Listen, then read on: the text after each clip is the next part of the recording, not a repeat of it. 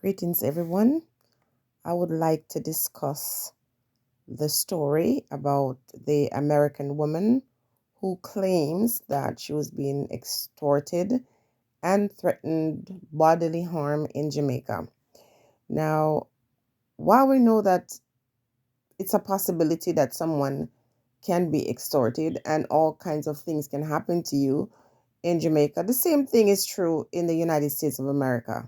Okay, I have stories of my visits to the United States of America and different situations or scenarios that I encountered while I was there. So I don't want to focus too much on that. I want to focus on some of the things she talked about in her video.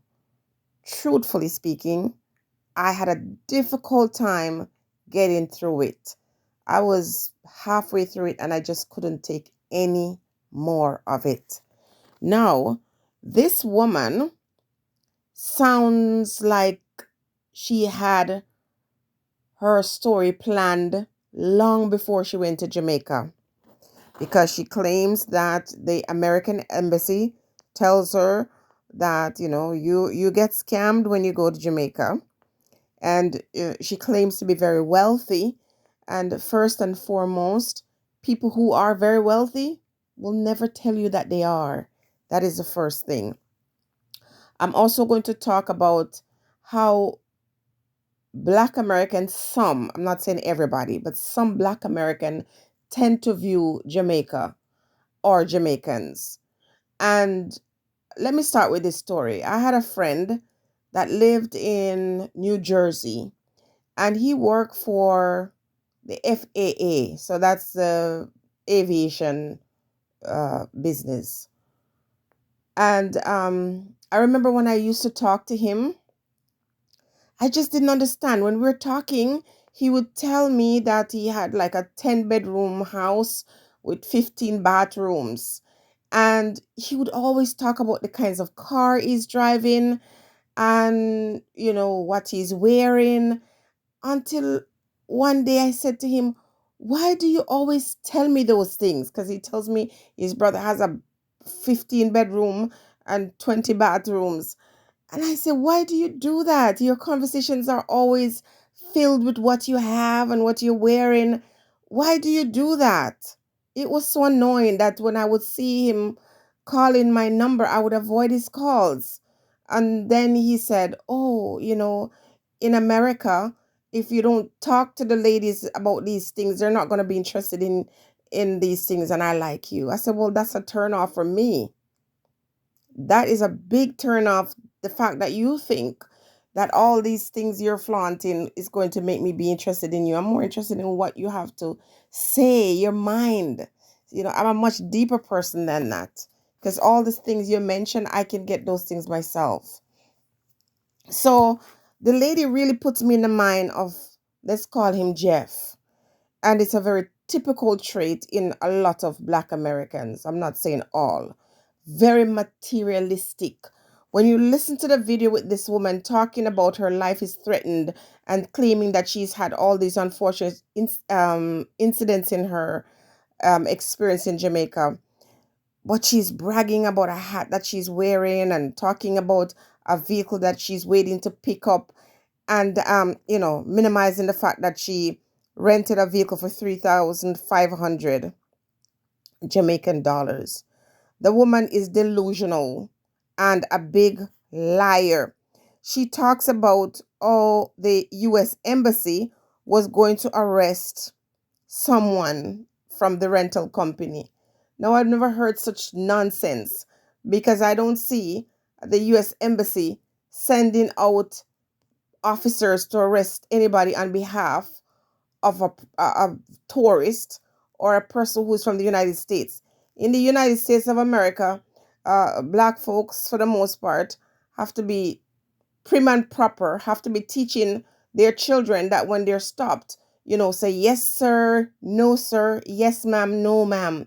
But that's how we are as Black people. So you go to Jamaica and all of a sudden you want to disrespect the gleaner and you want to disrespect the airport personnel or the management at the airport, and she wants to disrespect, from what I'm seeing, the police officers. Now, this woman claimed to be conducting business in Jamaica. She's a real estate person. She has cannabis license. She's buying land. She's doing all kinds of things in Jamaica. Now, when I heard her talk about the cannabis license, I'm thinking to myself, I hope Jamaicans are getting these licenses too, because far too often, our people get pushed to the backside. And this is why individuals like this one can then come to Jamaica with her whole story planned and how she can get some fast cash, because she has all her lawyers lined up to go and sue the paper and sue the airport. First and foremost, I never get it when people claim that they're going to do lawsuits and be announcing that. Who does that? Like, who is really going to carry out a lawsuit? At least when I am doing a lawsuit, I would never advise the ones I'm going to sue. I would make sure my ducks are in a row, because when I announce it, I would be giving them an opportunity to prepare. And I'm not giving them an opportunity to prepare. I'm surprising them. I'm taking them by surprise. So this whole story about I'm getting my lawyer is just, I don't know, grandstanding. She's showing the keys to some vehicle. She's talking about third world country and bragging about her Range Rover about to be picked up. She's so delusional that she's talking to some fake person who she's supposed to drop off running shoes for. And you hear so much about her lawyers that she is retaining, and she's going to press charges for lying. I mean, the only person that's lying is this woman with the calculated story of how she can make some money, and that people are going to get their doors kicked down, and the embassy is going to be detaining people. The whole thing is just a whole set of nonsense. The woman is quite delusional, but I'm so upset when I listen to her speak, because I'm saying, no matter where you go around the world, our people are always looking for an opportunity to attack each other, always looking for an opportunity to destroy each other, to destroy each other's good name. Whatever her story or tagline is, as far as the rental company is, I'm not saying that there's not some discrepancy or there's not some issues between this lady and the car rental place.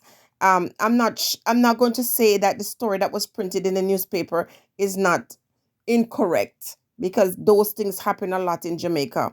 But to be constantly talking about a third world country, and it's very typical. Now, if you're American and that's not your attitude and you don't do that, or you don't see Jamaica as this third world country, I'm not referring to you. But let me speak to the African American, because some of them do the same thing to the Africans. When their own brother, their own brethren come to America, they're so disrespectful. And I say they, not all. The ones who are like that. Now, to talk about, roads in Jamaica that are, made from dirt and thing, I'm saying to myself, have you seen some places in Detroit City? Detroit. Have you seen some places in New York where some people have to live some conditions, and some different states? People are so poor. You can't believe that you're still in the United States of America. The first time I went to New York City, I stepped off that go bus and walking down the road with a friend, and a bottle dropped at my feet. Some person go into someone's store and grabbed something, and while he was running, the owner of the store threw a bottle and it landed right beside me. My first time in the United States of America. I went back for Christmas one time, spending time with my relatives in Chicago. And I remember they were all going out to a party and they invited me, and I just didn't want to do that. I said, no, I'm going to stay home. And she told me, okay, if you're not coming, you have to lay down on the ground at midnight because you'll be hearing a lot of the pow pow thing going around.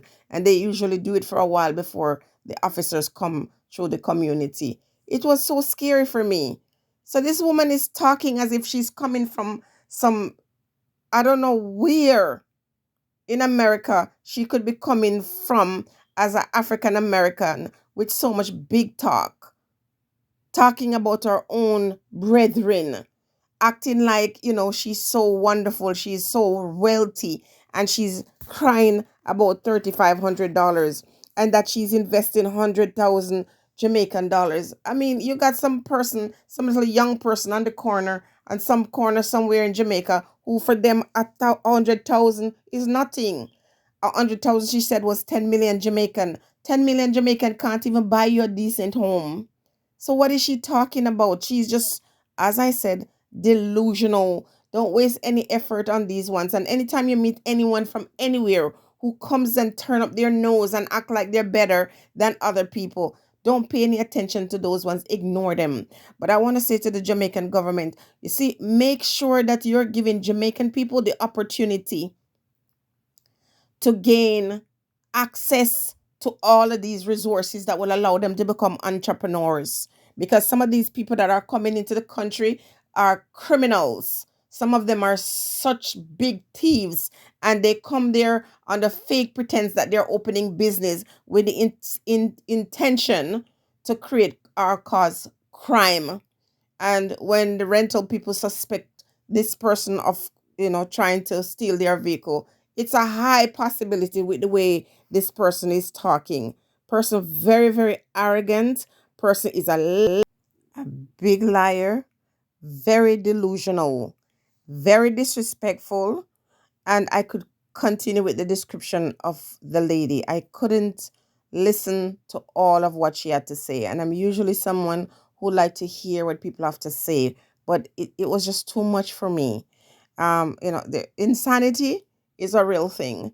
And a lot of persons enter the country and they bring all kinds of baggages with them, insanity, and so on and so forth. So we have to be very careful about who we're inviting in our space and who we're allowing to come and conduct business. Oftentimes, the business they claim they're conducting is really a camouflage for something else. And I'm going to finish again by saying I hope the Jamaican people are gaining access or the opportunity to do business in Jamaica instead of always focusing on these ones who come from other parts that have no respect for our people, no respect for our culture, come there with the disrespect towards our way of life. Again, I'm going to say that most of what she's saying is nonsense, and all she's doing is grandstanding, and gaslighting her own self, to be honest with you. So I'm just gonna end it by saying, you know, don't waste any time or any attention on people who are so full of themselves. People who are so, first and foremost, people who have real money don't have time to be bragging about what they have. And I find that whenever people are bragging about things, there's so much going on. Just dig deep, look at them carefully, and try to see what it is they're hiding, what's causing them pain and suffering. Because anybody who goes out of their way to try to disrespect others in such a way, oftentimes are full with pain and shame. And so they want to do the same thing to you or to your country.